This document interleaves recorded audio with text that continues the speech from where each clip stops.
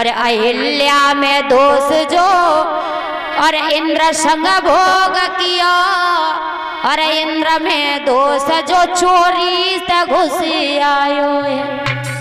तो दोष हर एक के अंदर है, क्योंकि महाराज यहाँ तक बताया गया कि भगवान श्री राम को भी लोगों ने नहीं छोड़ा। हम और तुम तो बहुत छोटे तुच्छ प्राणी हैं। तो महाराज हर एक के अंदर गुण है और हर एक के अंदर अवगुण है।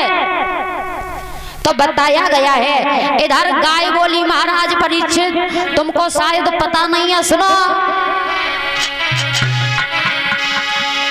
अरे पाप हुए कलयुग में, हाँ पाप हुए कलयुग में महाराजा रे, पाप हुए कलयुग में मेरे राजा रे, धर्म रहे गो नाए।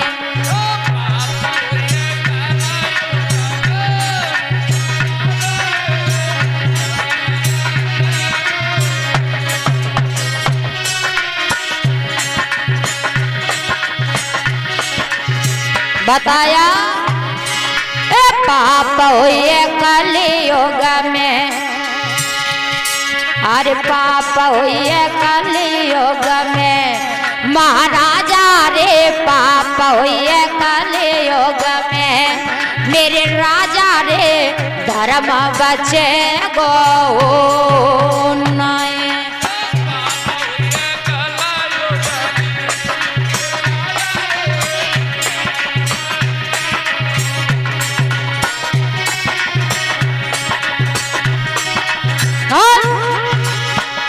अरे धर्म बचे गो नाए, पाप सब दिल में आवे, और भूखे सज्जन फिरे के घर में रड़ुआ मौज उड़ावे। पाप हुए कलयुग में महाराजा रे, पाप हुए कलयुग में मेरे राजा रे, धर्म बचे गो।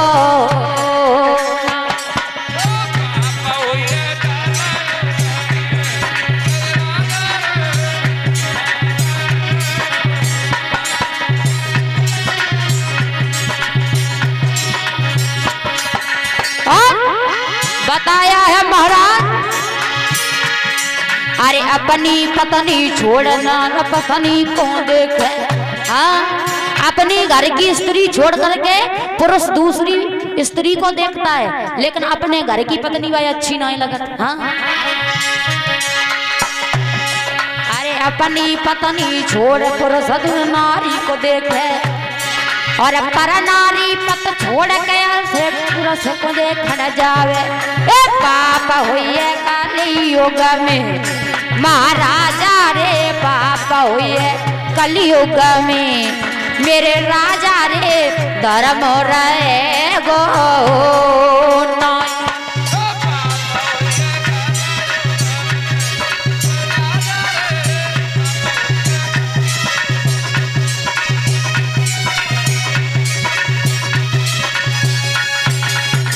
महाराज बताया कलयुग में इतना पाप होगा कि धर्म नहीं बचेगा, क्योंकि महाराज जो पुरुष हैं कलयुग में आपने देखा होगा, अपनी पत्नी कितनी सुंदर हो, घर में स्त्री कितनी भी सुंदर हो, लेकिन वह बात अच्छी ना लगत, दूसरे की स्त्री अच्छी लगती है।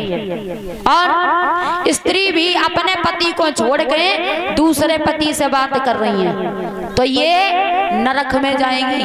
और महाराज कलयुग में आपने देखा होगा ये सब हो रहा है, इसीलिए बताया कि कलयुग में बड़ा पाप है, बहुत पाप छाया हुआ है। अब महाराज जब कलयुग को महाराज परीक्षित ने स्थान दिए, तो कलयुग ने क्या किया कि कलयुग छोटा रूप बनायो।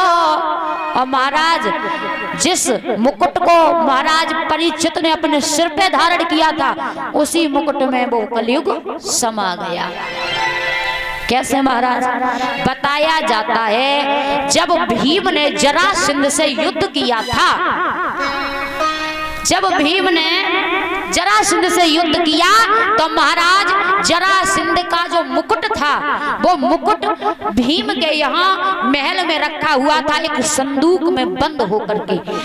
जब महाराज परीक्षित जी शिकार खेलने के लिए गए तो महाराज हुआ क्या कि महाराज परीक्षित ने विचार किया कि हमारे घर पे संदूक में एक मुकुट रखा है, आज चलो उसे निकालते हैं। परीक्षित जी ने जब उस मुकुट को निकाला तो उस मुकुट को निकाल करके महाराज परीक्षित ने अपने सिर पे धारण कर लिया।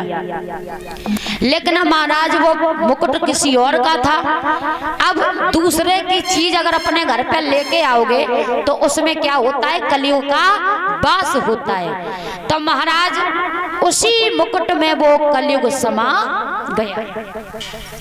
गाय चली गई, बैल भी चला गया और कलयुग भी चला गया। महाराज चला गया वो तो महाराज परीक्षित ही पे उल्टो सवार हुई गो। अब परीक्षित की बुद्धि खराब। और महाराज एक बात याद रखना, जिसके ऊपर कलयुग सवार होगा समझ लो जो पागल है, उसकी बुद्धि खराब हो चुकी है।